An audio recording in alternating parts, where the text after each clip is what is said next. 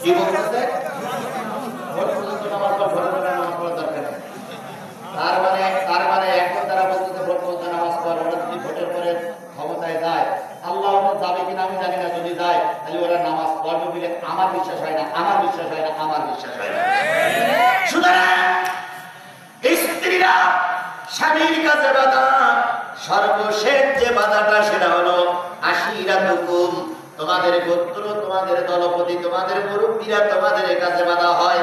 আমাদের এই মঞ্চে কিছু মুরব্বী আছে, মুরব্বীরা সারা জীবন থেকে একটা দলের সাপোর্ট করে আসতেছে। এখন যে যাই করুক, এখনো চিন্তা করতেছে হুজুর যতই লস করুক দল আমি ছাড়বো না। এরকম কিছু মুরব্বী আছে না? আমি আপনাদের পায়ে ধরে বলি, আমি আপনার পায়ে ধরে বলতেছি, ওই যে লাল জামাটা উঠছে ওনারও পায়ে ধরে বলতেছি, ভাই আপনার দল ছাড়তে আমি বলতেছি না, কিন্তু একটা জিনিস মনে রেখেন, আপনার মৃত্যুর পরে ওনারা দোয়া করবেন না হুজুররা দোয়া করবেন? এখনো সবাই জানে হুজুরদের দোয়া আল্লাহ ফিরাইয়ে দেয় না। এবার আমি আপনার পায়ে ধরে হাত থেকে বলে গেলাম, আপনি আজকে রাত্রি বাইরে শুয়ে দেখবেন তো, ঘুমিয়ে দেখবেন তো যে বাংলাদেশে কয়েকটা দল আছে, সেই কোন দলে নামাজি লোক বেশি, কোন দলে হুজুর বেশি, কোন দলে আলেম বেশি, কোন দলে কোরআনওয়ালা বেশি, কোন দলে তাহাজ্জুদকারী লোক বেশি, কোন দলে সব মানুষ বেশি, কোন দলে আল্লাহওয়ালা বেশি, কোন নারীদের ভিতরে বোরকা পরা নারী বেশি। যেই দলের ভিতরে আল্লাহওয়ালা লোক বেশি, সেই দলের ভিতরে কোরআনওয়ালা লোক বেশি।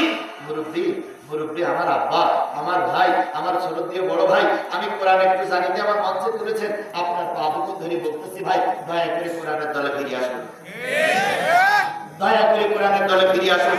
যদি মনে করেন বাংলাদেশ জামাত ইসলামের ভিতরে পুরোপুরি কোরআন নাই, বাংলাদেশ ইসলামী আন্দোলন, বাংলাদেশ চরমনের দলে ওরাও তো হাত পাকা নিয়ে ইসলামী রাজনীতি করে, আপনারা জামাত ভালো না লাগে চরমনের দল করে,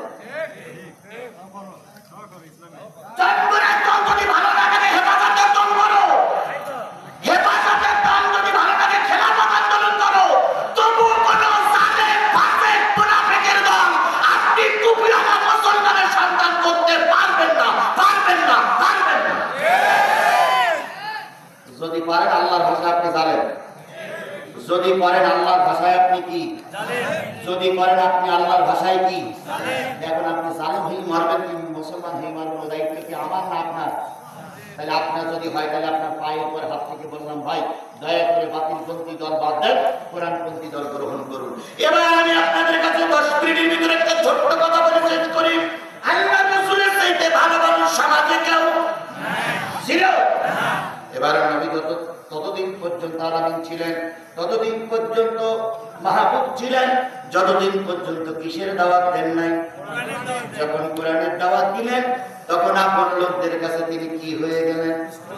শত্রু হয়ে গেলেন, পর হয়ে গেলেন।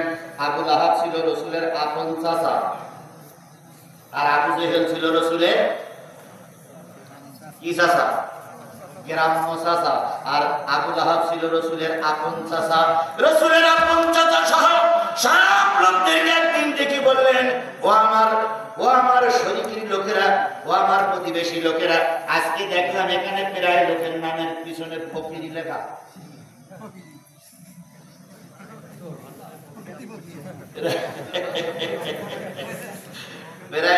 লোকের পিছনে কি লেখা?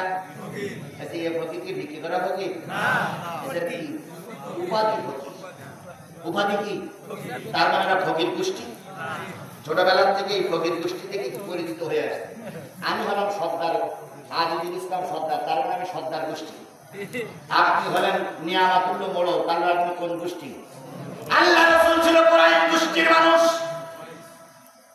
এই কুরাইশ গোষ্ঠীর সব লোকদেরকে ডেকে পাহাড়ের পাদদেশে দাঁড়িয়ে বললেন, ও আমার জাতি, আমি যদি বলি ওই পাশে একটা বাঘ তোমাদের উপর আক্রমণ করার জন্য বসে আছে, তোমরা কি বিশ্বাস করবা?